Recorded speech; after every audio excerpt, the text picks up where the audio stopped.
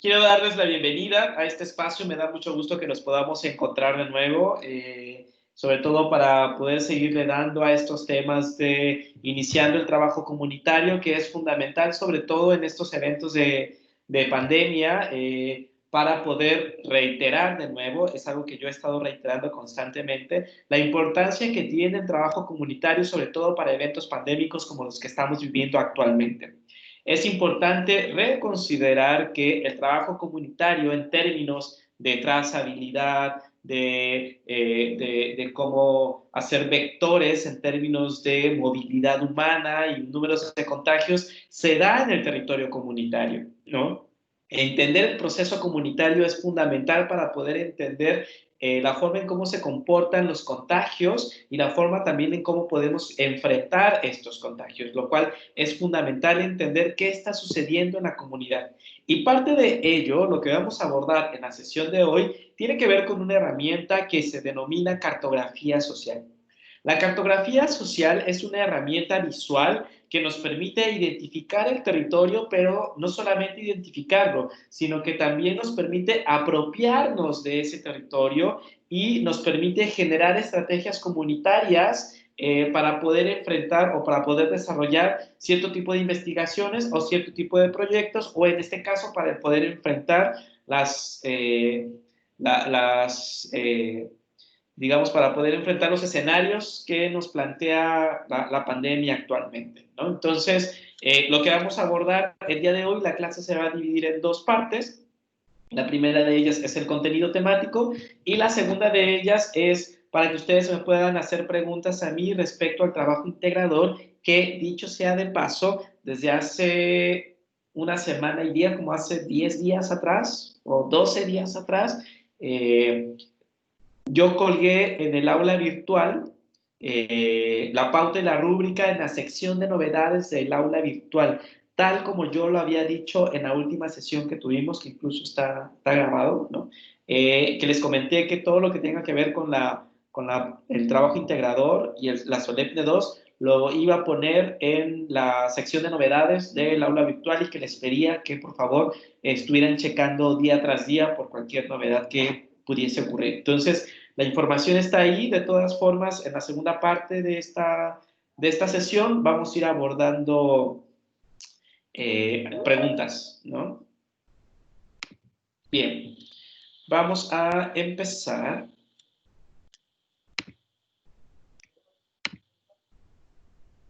Hoy de nuevo. No, a ver, esperen.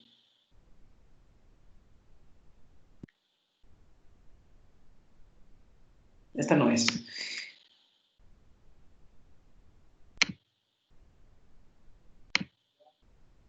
Bien. ¿Pueden ver la imagen de cartografía social? Sí se ve, profesor. Buenísimo. Yo no, profe.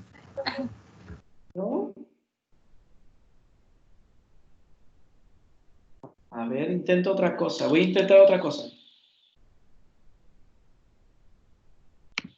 Déjenme intentar otra cosa, para que la compañera que no lo vio lo pueda ver.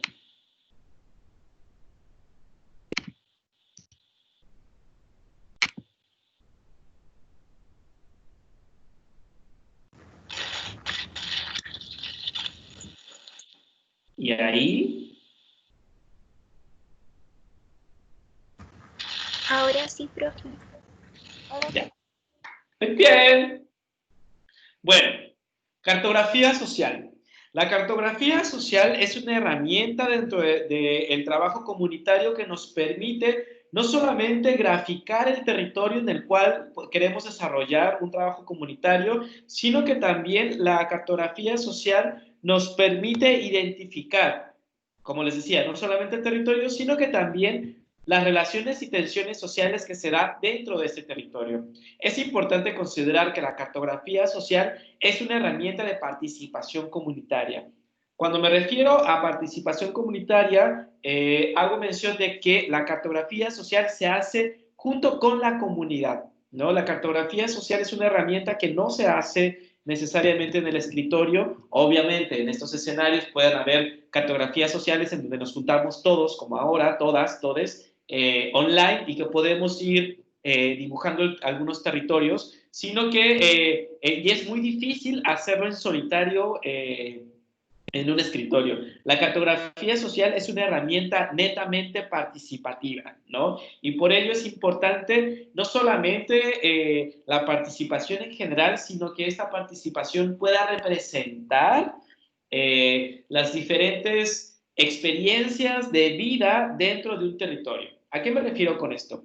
Cuando queremos hacer cartografía social y queremos que sea de manera participativa, es importante que consideremos dentro de esta participación la diversidad, ya que un mismo territorio no va a ser interpretado de la misma manera de una persona adulta mayor que de un niño o una niña o un niñe, ¿no? Van a tener visiones distintas de un mismo territorio. Lo mismo que van a tener visiones distintas una mujer cisgénero que una mujer trans, ¿no? O un hombre cisgénero o un hombre trans. Van a tener, o un migrante, que es en mi caso, ¿no? O alguien local, ¿no? Es decir, vamos a tener perspectivas distintas de un mismo territorio y por ello, cuando se vayan a desarrollar más adelante temas de cartografía social, puedan hacer con la mayor diversidad de población posible.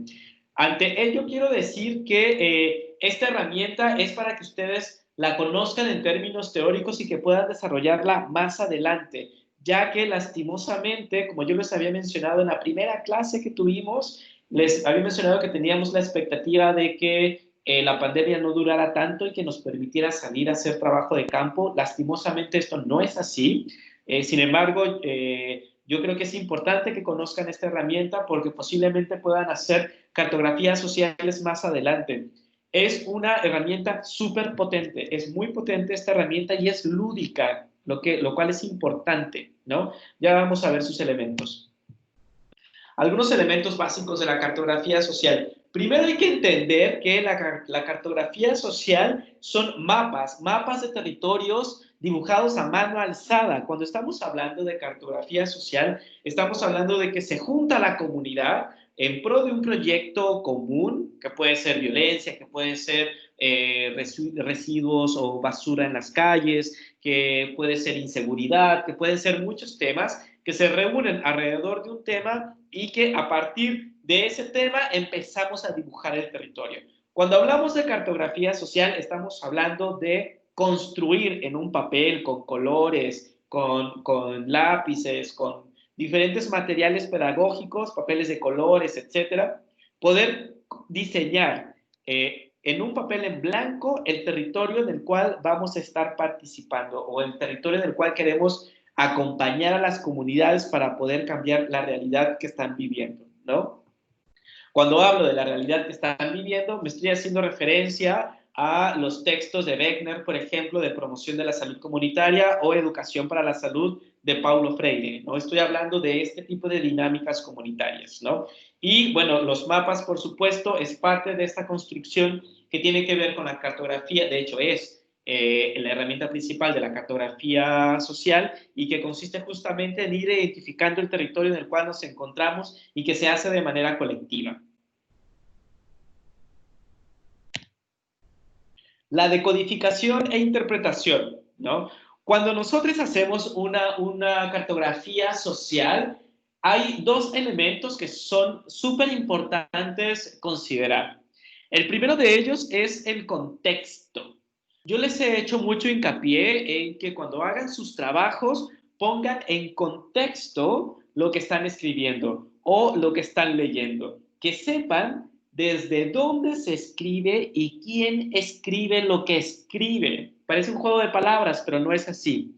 Repito, conocer el contexto o uno de los elementos para poder construir el contexto es identificar quién escribe y desde dónde escribe lo que escribe. ¿Por qué?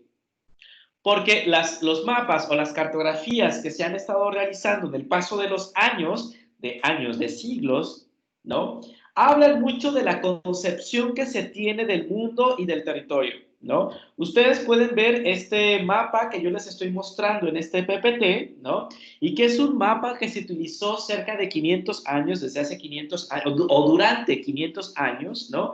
Y en donde el contexto es fundamental para poder entender este mapa. ¿Por qué? Si ustedes ven el mapa que les estoy presentando en este momento, pueden identificar a este continente europeo supremamente grande en comparación a la región sudamericana en la cual nos encontramos. Este mapa se utilizó no solamente para reconocer el territorio mundial en el cual nos encontramos, sino que también se hizo con intenciones políticas, ¿no? La intención política es intentar demostrar a Sudamérica y a América Latina en general que Europa era una potencia gigantesca, mucho más grande que América Latina. Ojo, estos mapas se empezaron a construir entre los años 1600, más o menos, ¿no? 1530, 1580, ¿no? Son como los primeros mapas de América Latina, hecho por Europa. Sin embargo, cuando ponemos en contexto, es decir, cuando identificamos quién escribe y desde dónde escribe, podemos reconocer que hay una intención política e ideológica en términos de hacernos sentir a nosotros, los latinoamericanos, que Europa es el gran territorio, es el gran continente que es gigantesco y superpotente en comparación de Sudamérica, que podría pensarse que es un territorio muy pequeño y endeble. Sin embargo, lo que hemos encontrado con diversas investigaciones es que esto no es así. De hecho, el contexto es fundamental, sobre todo cuando gente, investigadores e investigadoras de América Latina empiezan a hacer los mapas reales del mundo y encontramos que Europa como continente es supremamente pequeño en comparación de Sudamérica. De hecho, dentro de Sudamérica podrían entrar entre 2 y 3 continentes europeos. Así de pequeños son, ¿no? En términos territoriales. Por eso es importante la decodificación y la interpretación, es decir, saber desde dónde se hace y con qué intención se hace lo que se hace. Es decir, por qué se escribe lo que se escribe o por qué se dibuja lo que se dibuja, ¿no? Es mantener el contexto, saber desde dónde está saliendo la información. Este mapa ya no es el que está funcionando actualmente, ya que gracias a investigadoras e investigadores latinoamericanos, nos dimos cuenta que Europa en realidad no es tan grande. De hecho, Europa es súper pequeño. Tú puedes recorrer de punta Europa en más o menos 3 meses o algo así, cosa que no puedes hacer con América Latina. No puedes recorrer porque América Latina es supremamente grande. Entonces, cuando hablo de decodificación e interpretación, hablo del contexto, es decir, de desde dónde y cómo se escribe, como primer elemento. Como segundo elemento, tienen que ver las condiciones socioculturales. Es decir, un mapa no lo va a hacer igual alguien de Europa, alguien de América Latina y alguien de Asia, ya que los elementos socioculturales a partir de los cuales construye la realidad en la cual vive son distintos. Por lo tanto, la producción cartográfica que puede hacer una persona de Asia va a poder ser interpretado por una persona que tenga rasgos culturales similares. ¿Ok? Por eso es importante el tema de la decodificación y la interpretación. Existen, por supuesto, elementos de cartografía social en donde básicamente son iniciativas que se hacen sobre todo en terreno, en conjunto con las comunidades. La cartografía social es un elemento, es una herramienta más bien, más que un elemento, es una herramienta supremamente comunitaria y supremamente participativa, ¿no? Y en donde es una estrategia que se utiliza para reconstruir el territorio, para identificar el territorio en el cual me encuentro y poder desarrollar iniciativas comunitarias mucho más precisas, dependiendo de las condiciones sociales y culturales que queremos transformar. Ya les voy a enseñar ejemplos de cartografía para que puedan bajar toda esta información teórica que les estoy compartiendo, ¿no? Para entender la cartografía social hay 4 elementos que obviamente no voy a leer, ¿no?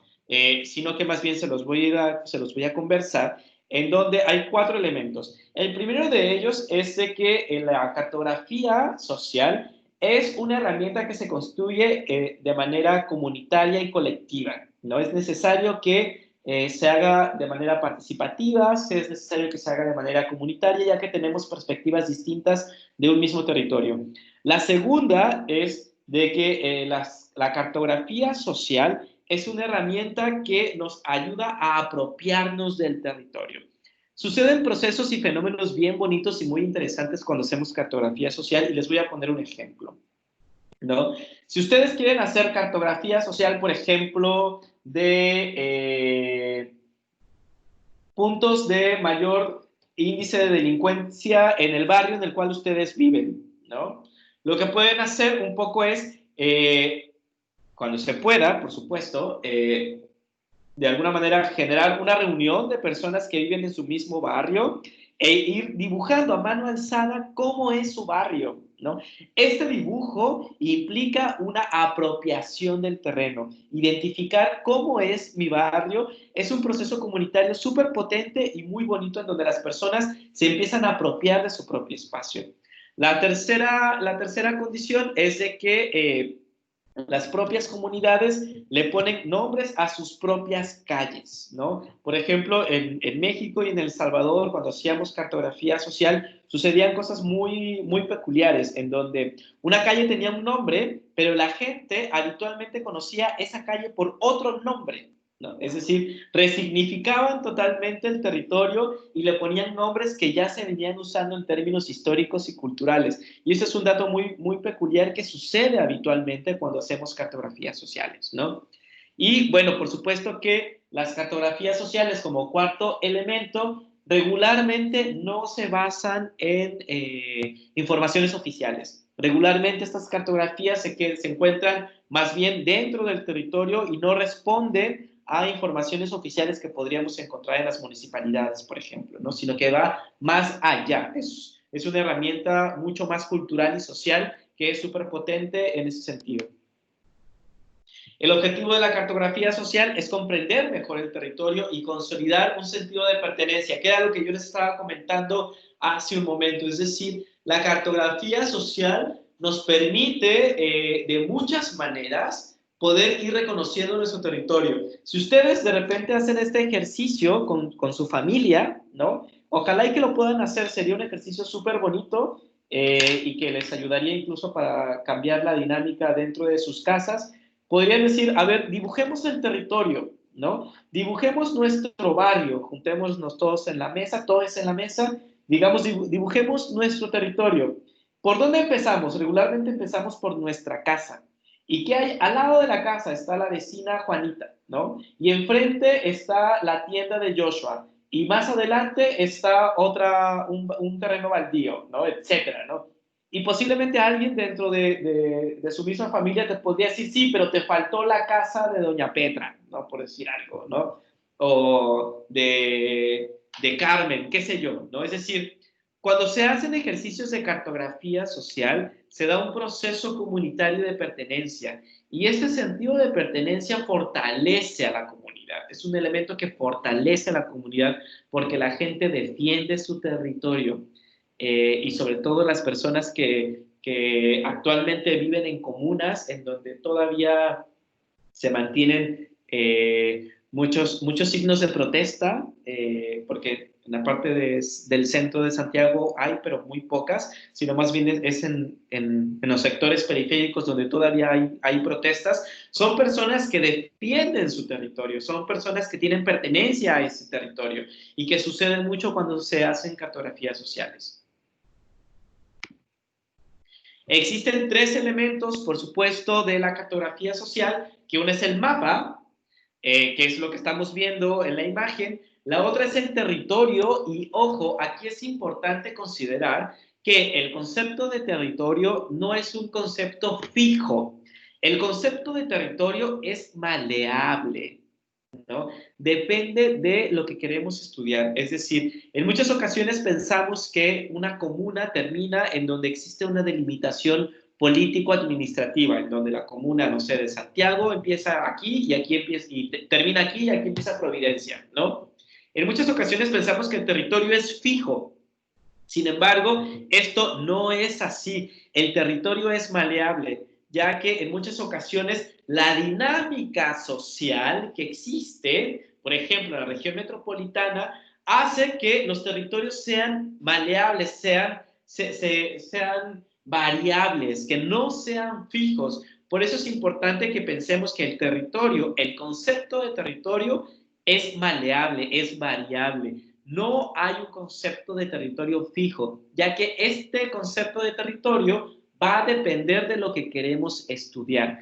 Les voy a poner un ejemplo histórico. Si nosotros queremos estudiar el imperio inca, no es necesario que delimitemos nuestra investigación únicamente en Perú, porque como ustedes saben, el imperio inca abarcó grandes extensiones de lo que actualmente es Santiago. A eso me refiero con que el concepto de territorio es maleable, depende de lo que queremos estudiar, ¿no? De lo que queremos analizar, ya que las divisiones político-administrativas no son las únicas formas de determinar un territorio. Y por supuesto, dentro de estos territorios podemos ir identificando las dinámicas y las relaciones sociales que se presentan en estos espacios geográficos. Existen tipos de cartografías o mapas sociales, ¿no? Que el primero es el ecosistémico poblacional, que busca hacer emerger relaciones territoriales con base en vínculos y rupturas entre la población y la naturaleza. Estos tipos de cartografías son súper interesantes, ya que a partir de estas cartografías nosotros podemos ver cómo poco a poco hemos estado destruyendo la naturaleza, por ejemplo, ¿no? Cómo esta extensión de la población humana ha sido tal que hemos deforestado grandes extensiones de naturaleza, ¿no? Esos son los tipos de cartografías sociales ecosistémico-poblacional.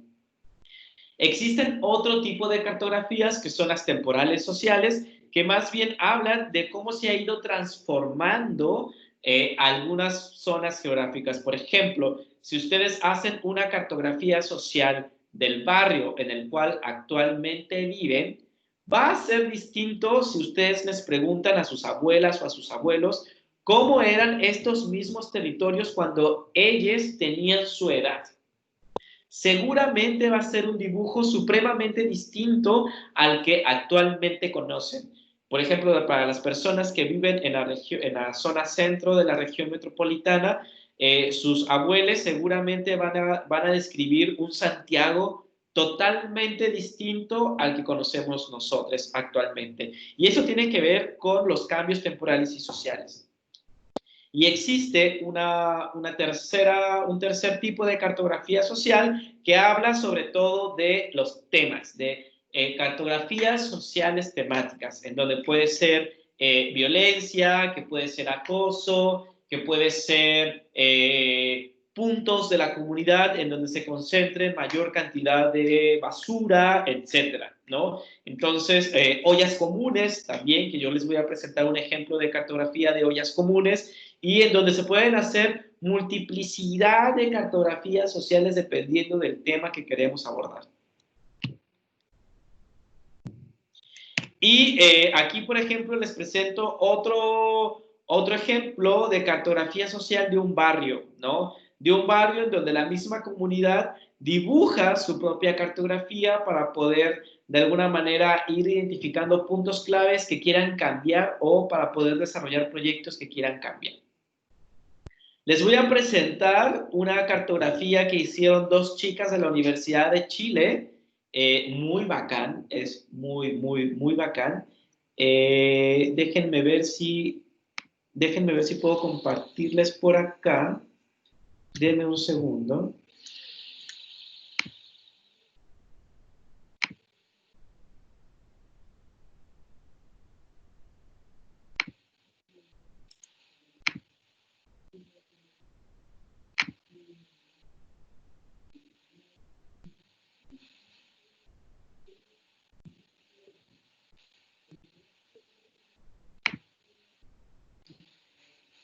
¿Pueden ver el mapa? Sí, profe. Sí, profe. Ya. Este mapa es súper bacán, es muy bacán. Este es un tipo de cartografía de la región metropolitana. Es un súper proyecto que hicieron estas dos chicas.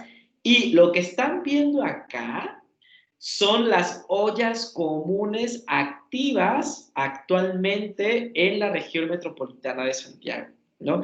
Es muy bacán esta información, ya que si uno le puede dar zoom, ¿no? Y va a encontrar juntas de vecinos y ollas comunes que están activas y que están apoyando en la alimentación. Por ejemplo, si le hacemos clic aquí, podemos encontrar que está la Asamblea Autoconvocada del Barrio República, que es súper potente, es muy potente esa Asamblea Autoconvocada, y te describe no solamente el medio de contacto, sino también el servicio que dan. O sea, reciben arroz, tallarines, harina, legumbres, etcétera, porque tienen ollas comunes, ¿no? Aquí, por ejemplo, está la asamblea autoconvocada. De este lado tenemos la Junta de Vecinos del Barrio República, que es una junta de vecinos muy potente, ¿no? Y que también está ayudando en este evento de pandemia. Toda esta información es actual, chicas, chiques, chicos, ¿no? Y que podemos ir explorando cuáles son las ollas comunes que se encuentran activas actualmente. Podemos ir, por ejemplo, hasta acá, ¿no? Que es la Asamblea Nueva Mate y Contexto Feminista, ¿no? Que es una asamblea también autoconvocada y que reciben alimentos y donaciones para distribuirlas a las personas que están dentro de la comunidad, ¿no? También está, por ejemplo, acá otra que es un centro de acopio de Recoleta, en donde también te menciona la dirección y el tipo de servicio o lo que reciben para poder realizar la olla común. Este es un tipo de cartografía que ustedes pueden utilizar o que pueden ir construyendo en sus propios barrios y en sus propias comunidades. Y es fundamental para poder ir identificando el territorio en el cual nos encontramos, ¿no? Y, por ejemplo, aquí en las villas tenemos la comunidad Inti Raimi, que también está recibiendo alimentos y tienen una olla común. Está en Macul, una organización de mujeres de Macul que también está recibiendo mercadería y que tienen una olla común, si no me equivoco. Es decir, aquí yo lo que les quiero mostrar es de que la cartografía social puede ser una herramienta súper potente para poder realizar proyectos comunitarios, en este caso. Y les quiero mostrar también, les quiero comentar una experiencia que tuvimos hace como 2 años atrás de cartografía social en otra comunidad, en otra universidad, ¿no? En donde lo que hacíamos, nos contrataron a a 2 profesoras y a mí para hacer una asesoría de prevención de acoso callejero. Que dicho sea de paso, el día de ayer salió el primer informe nacional, es el primero, no existía ningún informe antes, nunca en Chile, ¿no? Y salió el primer informe nacional de acoso callejero, ¿no? Búsquenlo en internet, está súper bueno, está muy bueno. La cosa es de que hace como 3 años, sí, hace como 3 años atrás, nos solicitaron realizar un proyecto de prevención de acoso en un campus de una universidad de aquí de Santiago.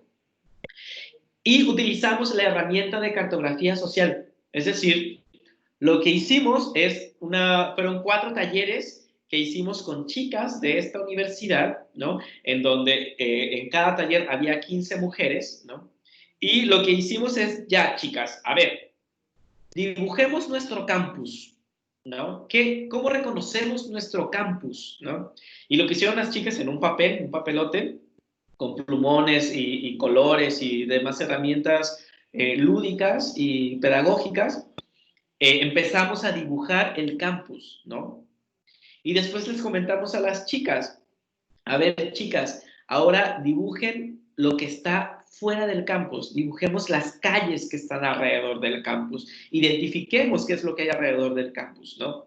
Empezamos a dibujar y una vez que teníamos el dibujo del interior y el dibujo del exterior, les dijimos a las chicas, ahora identifiquen los puntos en donde ustedes, o que sepan, ¿no? No necesariamente ustedes, porque igual resguardábamos la información, porque es información delicada, en donde identifiquen los puntos en donde consideren que hay mayor acoso, tanto al interior de la universidad como al exterior.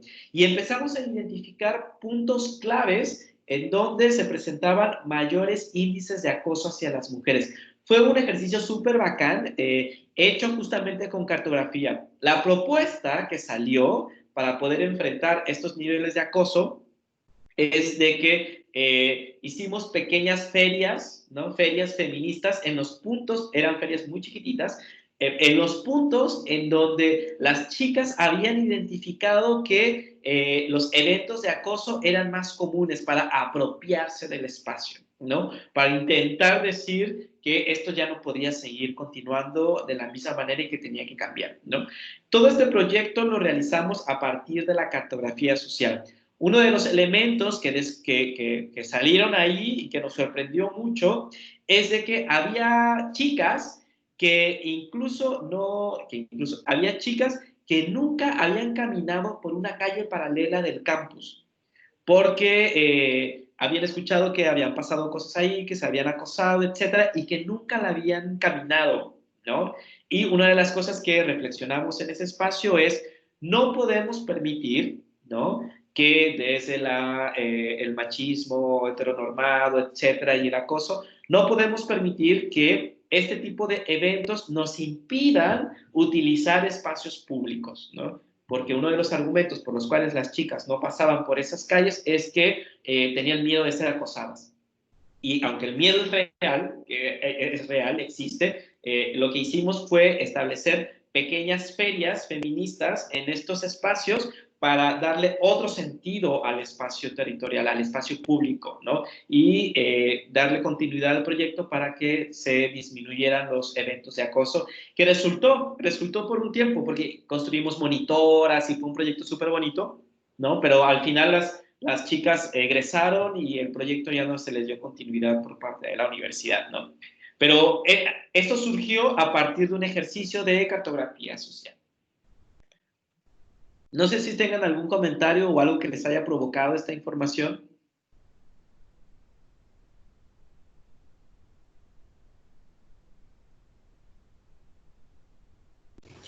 Yo lo encontré súper bueno, profe.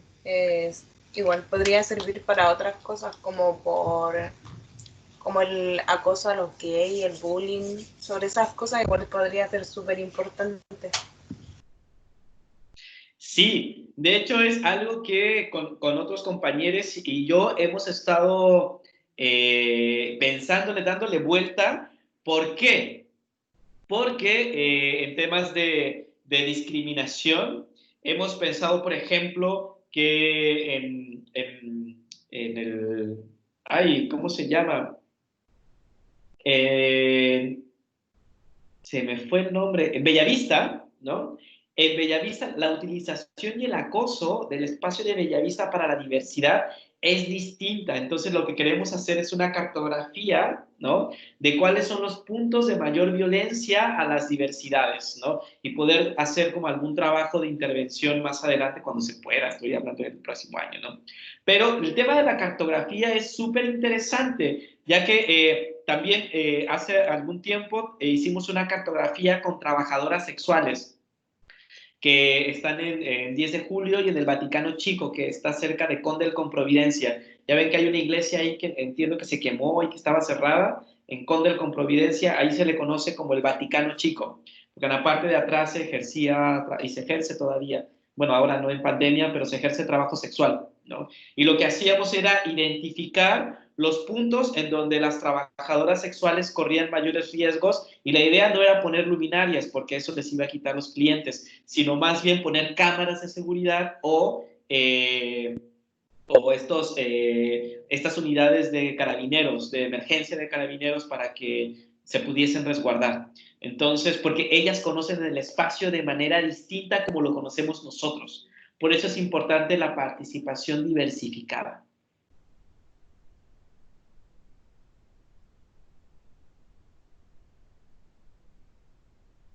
¿Alguien más?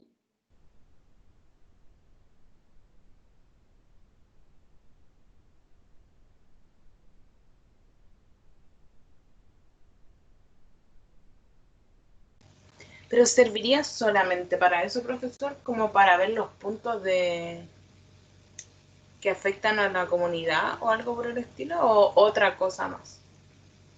Depende de lo que quieras hacer. Es decir, digamos que identificar los puntos es solamente el cascarón del proyecto. La carnita, lo interesante es el debate que se da con las personas y entre las personas que construyen esa cartografía social, ¿no? Esa es la carnita, eso es lo interesante del qué podemos hacer. Y ahí tienes montones de posibilidades. O sea, se multiplica, puede haber muchas posibilidades de intervención.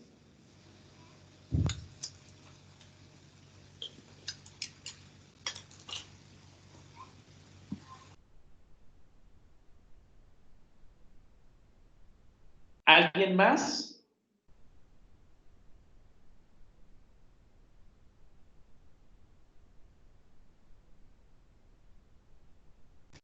Pero, profe, ¿qué más podría tomar como ejemplo? Como para una cartografía. Se puede Que hacer. no fuera, que no fuera como esto de... se me fue la palabra. A las personas que les afecta. Otro ejemplo de las cartografías que yo he trabajado, a mí me gusta mucho hacer cartografía social. Lo que nosotros hemos hecho es, primero, la primera cartografía en la que participé era identificar los puntos de contaminación de un río súper importante, ¿no? Entonces empezábamos a caminar sobre la vereda del río y empezábamos a identificar, era una zona turística, qué hoteles hacían descargas al río, ¿no? Por ejemplo, para poderlo identificar y saber cuál sería la forma de poder no solamente identificar, sino también de medir el nivel de contaminación que estaban haciendo al río. Y me preguntan aquí, profe, ¿cuál sería la carnita en la cartografía que nos mostró de las ollas comunes y juntas de vecinos? Cuando hablo de la carnita, ¿no? Hablo y pasando por ustedes, que sería súper bacán que puedan identificar qué olla común y qué junta de vecinos está cerca de ahí, ¿no? Lo segundo, en caso de que entrevisten a una junta de vecinos o una olla común para el trabajo integrador, que es lo que vamos a hablar más adelante, la carnita es cuáles han sido las dificultades o las facilidades que han tenido para poder desarrollar la actividad. Es decir, ¿cómo han hecho una vez que identificaron la necesidad, ¿no? Decir, ya, vamos a poner una olla común aquí, ¿no? Porque aquí nos va a permitir llegar a las personas que hemos visto que están en situación de calle o las personas más vulnerabilizadas y nos tenemos que organizar, ¿no? Con las ollas comunes sucede un proceso súper bonito, ya que son las mismas personas que se juntan y empiezan a debatir, ¿no? Empiezan a debatir cómo podemos acceder a la mercadería, quién va a poner el gas, quién va a poner, es decir, como la carnita es la discusión organizativa de qué es lo que podemos hacer. Esa es la carnita, como empezar a discutir, ya, identificamos el punto, ahora ¿qué hacemos? Esa es la carnita, ¿no? ¿Cómo conseguimos las verduras? ¿Cómo conseguimos gas? ¿Cómo conseguimos la estufa, la cocina? ¿No? ¿Cómo conseguimos las ollas? ¿No? Es decir, la acción, ¿no? Ya identificamos el punto y, sin embargo, la cartografía nos motiva a identificar eso, pero también nos motiva a discutir para poder resolver una realidad que estamos observando.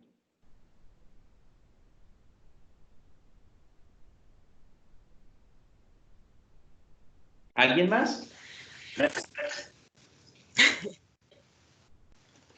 Dale. Profe, podría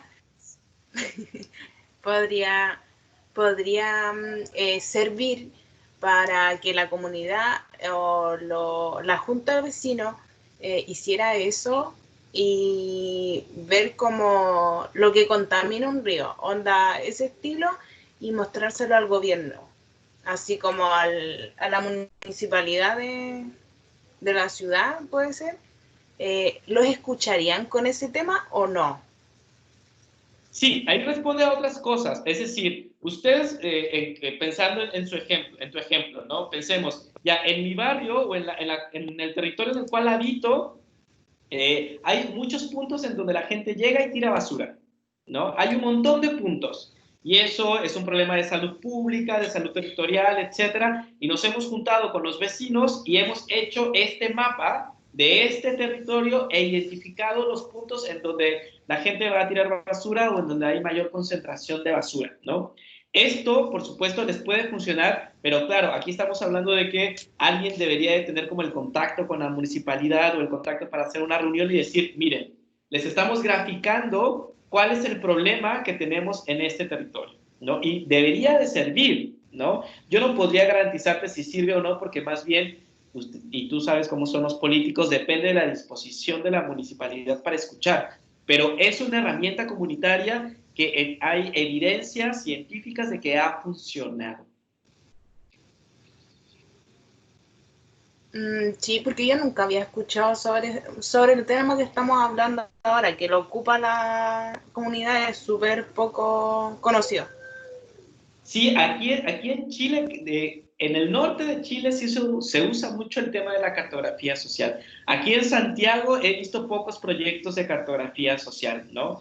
Pero se usa, bueno, en otros países, por ejemplo en Argentina se usa mucho, de Brasil no sé, en Paraguay se usa mucho, en El Salvador se usa mucho, en Colombia se usa mucho la cartografía social.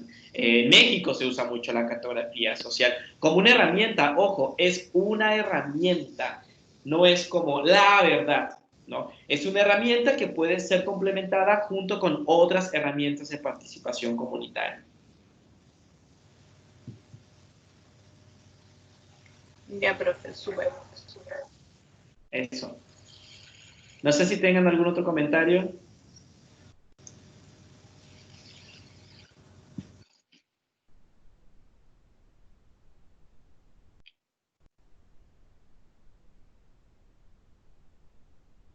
¿Te refieres al trabajo integrador? Profe, ¿se pueden realizar grupos nuevos, Catarina? Ya, vamos a hablar de eso ahora, ¿no? Bien, vamos a cerrar entonces el tema de la cartografía. Vamos a entrar a la segunda parte que tiene que ver con el trabajo integrador. El trabajo integrador es por equipos, ¿no? La indicación inicial es que los mismos equipos que hicieron la Solemne 2, el registro audiovisual o el video, sean los mismos equipos que trabajen el trabajo integrador, que va a ser una entrevista, ¿no? Sin embargo, y es algo en lo cual yo no me voy a meter, ¿no? Es porque pasó que algunos equipos no funcionaron bien, ¿no? Y tuvieron que separarse porque era imposible al parecer era imposible que trabajaran juntos, ¿no? Entonces, lo que yo les dije es lo mismo que yo les voy a decir ahora. Si quieren organizarse con otros integrantes, va a ser responsabilidad de ustedes. Yo ya no me voy a meter en la organización de los equipos, ¿no? Sin embargo, los equipos tienen que ser de mínimo 3 personas y máximo 5, porque es el número de personas que están integrando la mayoría de los equipos, ¿no? Entonces, si ustedes quieren desarticular los equipos que ya habían sido formados, yo no me voy a meter en la organización de los equipos, y los nuevos equipos tendrían que ser mínimo de 3 personas y máximo de 5. Esa sería la instrucción. Así que ustedes deberían de definir, ¿no?, si quieren continuar o no, para poder realizar el trabajo integrador. ¿Queda claro eso?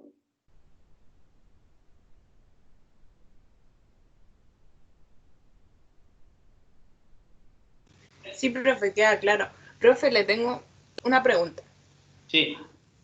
Que nosotros, con mi equipo, le mandamos a caleta el video. Sí, sí. Y ¿Cuándo daría la nota? Ya, déjenme respirar un poco porque la fecha era ayer, no la fecha límite. Igual yo no he revisado ningún trabajo, he solamente visto que estén casi todos, ¿no? Todos, ¿no? Y esta semana voy a estar revisándolos, ¿no? Yo espero que para la próxima sesión ya les pueda tener una nota. Y, profe, el último trabajo que eso de las ollas comunes y esas cosas, se lo teníamos que mandar al correo, ¿no es cierto? Que yo se lo mandé al correo.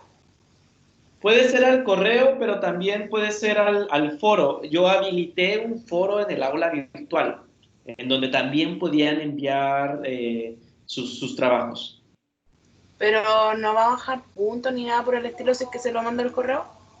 Ay, no, ¿qué es eso, no? ¿Alguien les ha bajado puntos por eso? No, pero acá bajan puntos por todo, entonces hay que prevenir. No, qué horror. No. A mí me interesa que me llegue de manera clara y que sepa de quién es y de qué sección es y de qué asignatura es. Es lo único que me interesa. Sí, profesora, anotamos todo eso. Ya. Ahora, me dicen, ¿pueden mezclarse personas de la hora anterior? No. O sea, no, yo no puedo mezclar secciones porque si no va a ser un desmadre. Yo sé lo que les digo. El semestre pasado me atreví a hacerlo y me fue pésimo. Me fue pésimo.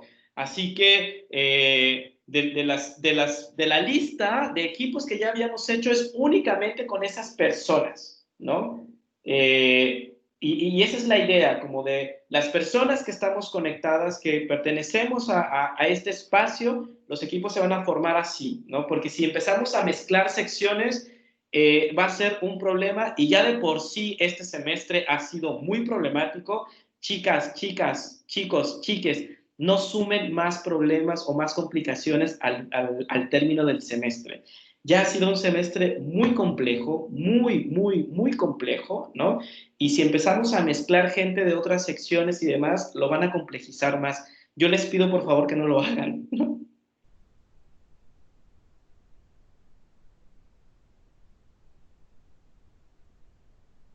Todas las personas saben que la pauta y la rúbrica del trabajo integrador están en la sección de novedades del aula virtual, ¿cierto?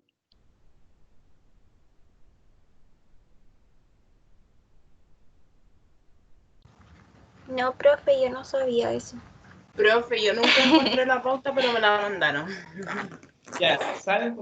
Porque esto, y está grabado, esto yo se los indiqué la última clase que tuvimos, que yo les decía, chiques, por favor, les pido que revisen todos los días la sección de novedades de su aula virtual, porque yo ahí voy a estar subiendo la información, tanto de la semana de reflexión que tenía yo que confirmar, recuerden que les había comentado que tenían que confirmar porque yo no sabía, ustedes sabían más que yo en ese sentido, ¿no? Y también iba a subir todo lo que tenga que ver con el trabajo integrador. Y ahí está, ¿no? Ahí se subió tanto la pauta como la rúbrica. Ahora la encontré, profe. Gracias. ¿Sí? Entonces, ¿en qué va a consistir? Vamos a verla por si hay alguna duda. Vamos a revisarla en conjunto.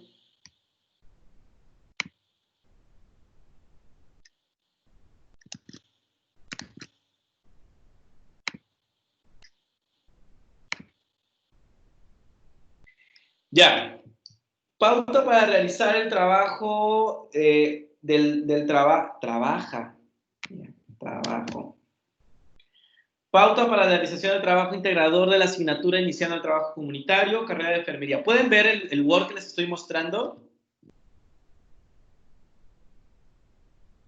Sí, profe, sí se ve. Sí, profe. Ya. Genial. Y dice, dado el contexto actual de pandemia por COVID-19, básicamente que no podemos salir, que el trabajo va a ser en equipos y que va a ser online. ¿Y en qué va a consistir? Consiste en, uno, identificar junta de vecinos, organizaciones sociales u organizaciones comunitarias. Cuando hablo de junta de vecinos, todos nosotros sabemos a qué me refiero con junta de vecinos. Cuando hablo de organizaciones sociales, estoy hablando de organizaciones como la Red Feminista en contra de la violencia de género, o hablo, por ejemplo, como organizaciones como no sé, MUMS, o como Iguales, o como Amanda Jofré, o sea, hay organizaciones establecidas muy antiguas. En Santiago hay un montón de organizaciones que actualmente estén desarrollando acciones de promoción o educación para la salud.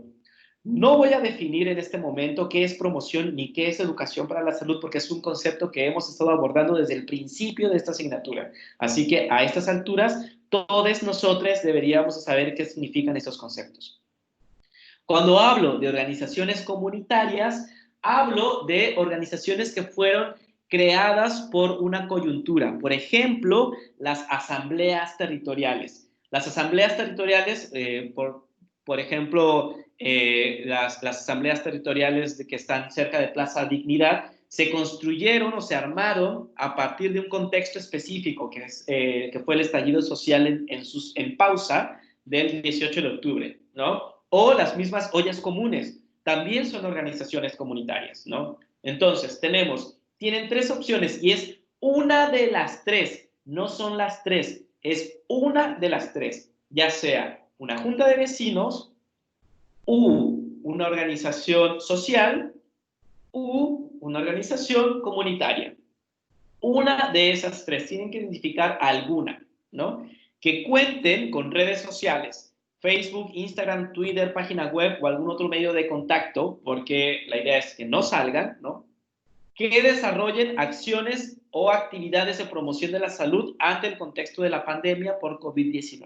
Entonces, el primer paso es identificar alguna organización, ya sea una junta de vecinos, una organización social o una organización comunitaria, en donde las ollas comunes pueden ser parte de estas organizaciones comunitarias, así como las asambleas territoriales. Punto 2. Una vez que hayan identificado, van a realizar una entrevista a una persona integrante, ya sea de la junta de vecinos, de preferencia al presidente o la presidenta, pero si no se puede con ellos, con alguien más, ¿no? O de alguna organización social o comunitaria que aborde los siguientes puntos. Es decir, paso 1, identificamos.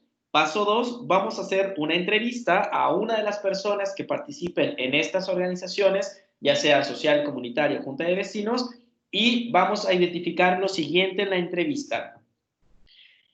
Identificación de la junta de vecinos, año de creación o organización social o comunitaria, año de creación, sector, descripción general en el que se ubican, comuna, particularidades sociales, culturales, políticas, y si existe algún centro de salud con el cual hagan colaboraciones. Por ejemplo, la Junta de Vecinos El Progreso, que es con la que yo más trabajo, realiza acciones muy de cerca con el consultorio número 1, porque es el que le queda muy cercano. Entonces, cuando identifican a alguien que está infectada o infectado por COVID-19, se contactan con el consultorio 1, es decir, hay un centro de salud que está apoyando directamente a esta organización.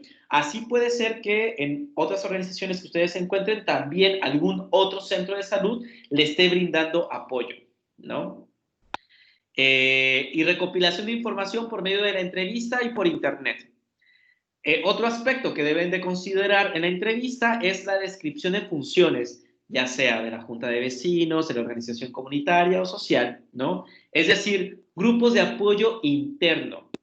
Hay organizaciones que dentro de su organización tienen otra organización y ese es un apoyo interno. Por ejemplo, personas que trabajen con migrantes, con personas mayores, con niñez, etc. A veces dentro de la junta de vecinos existen organizaciones al interior de la junta de vecinos que trabajan con población específica. Entonces hay que detallar eso. En caso de que existan, organigrama de la organización, así como las funciones que cumplen. Otro aspecto es descripción de redes de apoyo con las que cuentan, que pueden ser otras organizaciones, instituciones de gobierno u universidades. Es decir, el punto anterior abarcaba organizaciones dentro de la organización. Este punto que estamos hablando habla de organizaciones, universidades o instituciones fuera de la organización. Por ejemplo, la Universidad Central, ¿no?, trabaja muy de cerca con la Junta de Vecinos del Progreso, que es la junta de vecinas con las que yo más trabajo, ¿no? Y entonces es la universidad una red de apoyo que no es una organización, sino que es una universidad y que le brinda apoyo a la Junta de Vecinos del Progreso, es decir, una red externa. Por otro lado, tiene que ver con las actividades que realiza la organización que ustedes eligieron, es decir, descripción de programas de promoción de la salud o educación para la salud. Ojo, dar alimentación también es una actividad de promoción de la salud. Las ollas comunes también son, ¿no? Es decir, aquí estamos abriendo el panorama de cuáles son las organizaciones que están brindando apoyo en contexto pandémico, que puede ser lo que sea. Incluso hay organizaciones hay organizaciones feministas que están distribuyendo pastillas anticonceptivas, están distribuyendo copas menstruales, están distribuyendo preservativos femeninos, están distribuyendo como el kit básico de cuidado de cuidado sexual y reproductivo de las chicas, ¿no? Eso también es parte de la promoción de la salud. Es decir, estamos abriendo la posibilidad para que ustedes puedan investigar y que entre todo lo posible, ¿no? Entonces, descripción de programas de promoción o educación de la salud que desarrollen, ya sea la Junta de Vecinos, organizaciones sociales o comunitarias, prepandemia, en enero, febrero, marzo, y durante la pandemia, abril, mayo, junio, julio, ¿no? Es una descripción general, no tiene que ser tan específica. Cuando hablamos de acciones de promoción de la salud, es necesario describir la razón por la cual se desarrolla la iniciativa, si hay un diagnóstico, reflexiones entre las personas que integran la organización, desarrollo del proceso, principales dificultades y facilidades, descripción de la implementación del proyecto, población a la que va dirigida la actividad, medidas de seguridad que implementan para evitar contagios dentro del equipo de trabajo, formas en las que se les puede apoyar, principalmente aprendizajes y reflexiones. Tercer punto, realizar un texto de análisis utilizando de base la entrevista. No es la transcripción de la entrevista, aunque sí pueden ocupar párrafos de la entrevista, utilizando todos los siguientes conceptos: salud, enfermedad, educación para la salud, promoción de la salud, determinantes sociales en salud, identificación de activos positivos y negativos. Hay una clase completa grabada en el aula virtual que habla justamente de activos positivos y negativos, y el equipo que le tocó hacer el video de esa lectura sabe de lo que estoy hablando. Y es cortita la clase, no es muy larga. Letra Arial 12, 1.5, texto justificado. Por favor, chiques, justifiquen sus textos. Ya no voy a dejar pasar faltas de ortografía. De verdad que he estado recibiendo de otros trabajos unas faltas de ortografía terribles. Me han entregado trabajos sin justificar, me han entregado trabajos sin nombre, no sé de quién son y tengo que investigar, trabajos con problemas de redacción severos. Ya no voy a dejar pasar esos errores. Por favor, cuiden mucho su redacción, cuiden mucho su ortografía, porque si es muy grave la situación, voy a empezar a bajar puntaje porque estamos en la universidad. No puede ser que tengamos faltas de ortografía tan graves. Secciones del documento: introducción, desarrollo, conclusión. Mínimo 4 páginas, máximo 7 páginas, ¿no? Dudas, comentarios.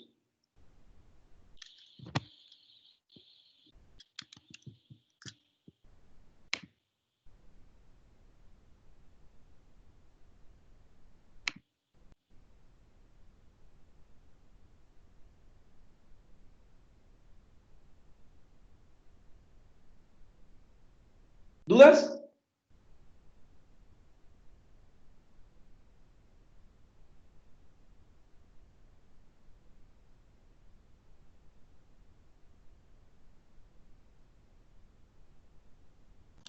No, profe, yo por lo menos no. Ok, ¿alguien más tiene algún comentario o alguna duda?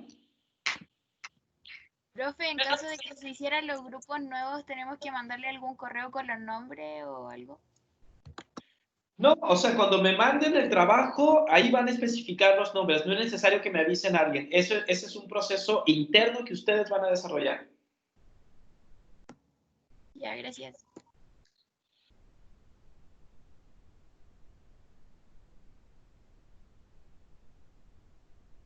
¿Alguien más?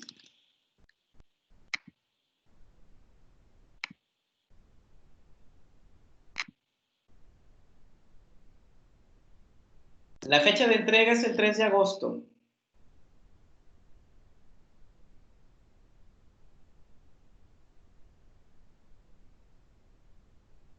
¿No? ¿Ninguna duda? ¿Terminamos? Me parece que la siguiente, me parece que la siguiente es la última clase que vamos a tener. Ay. Profe, entonces no tendríamos más pruebas, así como solemnes ninguna. No, sería la solemne 1, que ya le hicieron, la solemne Sí. 2, que es el video, y el trabajo integrador, porque hicimos modificaciones a las parametrizaciones y demás, y en un principio estaban 4 evaluaciones, pero dado el tiempo y paros y demás, decidimos hacerlo solamente 3. Si ustedes creen que nosotros pudimos hacer reflexión la semana pasada y estuvimos en chinga trabajando, y bueno, decidimos que solamente va a haber 3. Y la que viene es la última. Ay, profe, no son los únicos. Nosotros no pasamos